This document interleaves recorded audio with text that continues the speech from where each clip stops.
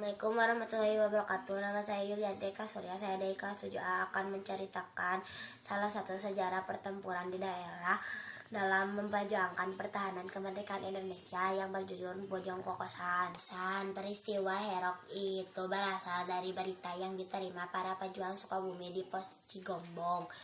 Ada serombongan truk konvoi sekutu menuju Sukabumi. Mendengar berita itu, Kompi 3 pemimpin Kapten Murai dan Iskar rakyat Sukabumi segera menduduki tempat pertahanan di pinggir tebing utara dan selatan jalan di Bojong Kokosan. Barisan perjuang yang terlibat dalam peristiwa Bojong Kokosan diperkuat senjata perampasan dari tentara Jepang. Selain penghadang laju kendaraan pasukan sekutu, dilakukan pasukan TKR, Laskar Rakyat seperti Barisan Banteng, pemimpin Haji Toha, Hizbullah, pemimpin Haji Akbar, dan Pesindo spontan ikut bergabung. Selepas sholat asar, konvoi tentara sekutu datang dari arah Bogor. Mereka diperkuat dengan puluhan tank, pansel, wagon, dan truk berisi ribuan pasukan Gurkha. Konvoi itu masuk garis pertahanan TKR saat mendekati tebing Bojong Kokosan. Pejuang dan rakyat melepaskan tembaka. Pasukan TKR dan Laskar Rakyat melakukan penyerangan secara sporadis.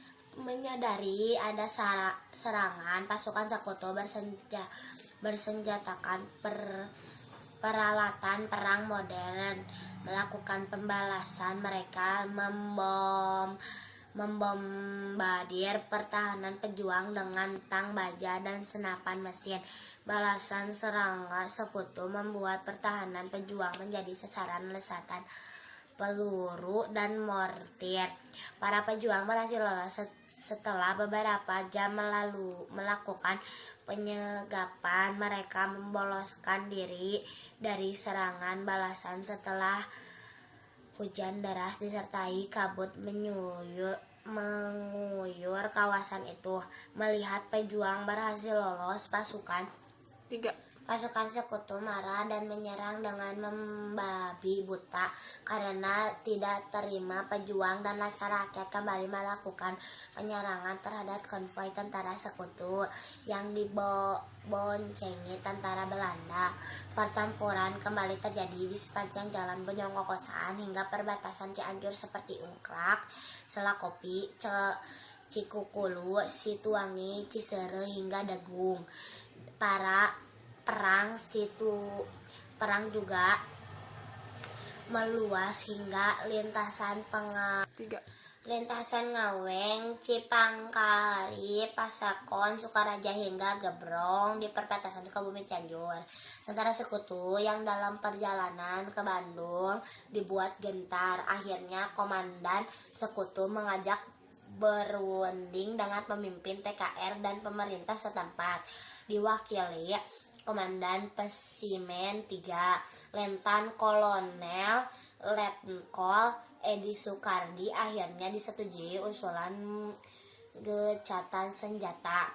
Hanya saja ngecatan senjata hanya berlangsung sehari. Tentara sekutu melakukan tindakan tidak terpuji.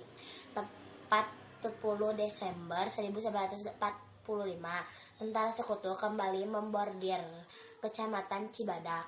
Pengemboman itu tercatat dalam majalah Belanda Viking Talks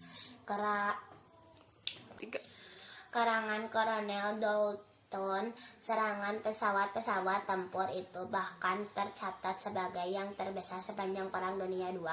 Sekutu melakukan pengemboman udara setelah pengetahuan puluhan tentara tewas di tangan pejuang dan rakyat. Pada peristiwa itu 73 pejuang gugur. Nama-nama pejuang sebagian tercatat di Museum Bojong Kokosan. Selama 2 jam, para pahlawan gajah berani itu menyergap konvoi militer Inggris yang di awal beberapa tank jenis Stuart konvoi dihadang pasukan tentara keamanan rakyat dan rakyat Sukabumi. Tercatat 50 orang pasukan sekutu Inggris meregang nyawa, 100 lainnya terluka dan 30 tentara hilang. Tidak hanya merenggut nyawa pejuang, peran pejuang kokosan juga menewaskan dan melukai ratusan rakyat sipil.